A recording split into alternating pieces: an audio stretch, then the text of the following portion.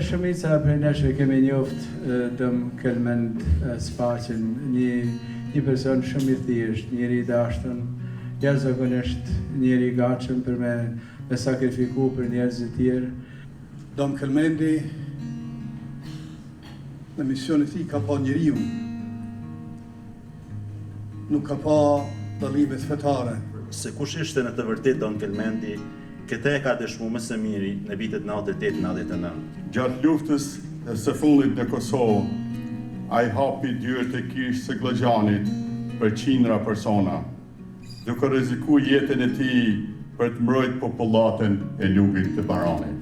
E kam një çik vështirë të flas për këtë çështje sepse kam pas jo më pak se 35 familjar të mi që kanë qëndruar në mëshirën e shtëpisë së Zotit dhe në kujdesin e priftit tonë të respektuar. Në është një vepër e madhe që krahasohet edhe me ata ushtarë të ushtrisë shërimtare të Kosovës që e kanë mbrojtur atë popullat.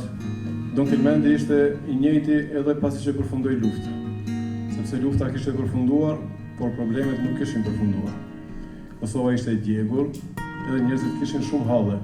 Për herë të parë takova në vitin 1999, pas luftës në Kosovë, kur vizitum Lugin e Baranit me delegacionin në krye me kongresmenin Elliot Engel, veprimtarët Anthony Athanas, Ekrem Bardha, Don Anton Kshira dhe shumë liderët e tjerë të komunitetit shqiptar amerikan.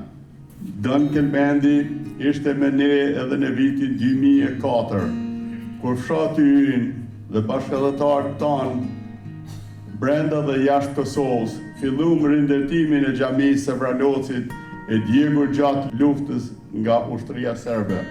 Dom Kelmendi nuk ishte vetëm prisi fesë katolike në Lugë Baranit.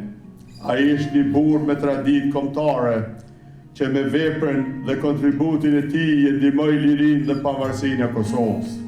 Dom Kelmendi Spaqi me madhështinë e tij na ka treguar të gjithëve se si ka përcehen kufit e qenurit vetëm njëri një familje. So when you ask yourself, what kind of man do you want to be like Dom Kelmendi. Na kem punu tën jetën me Dom Kelmendi. Ka qenë i lehtë, i komunikueshëm, s'ka qenë i vrazhët, ka dëgju, ka qenë i vëmendshëm, andaj dritë i pas shpirti.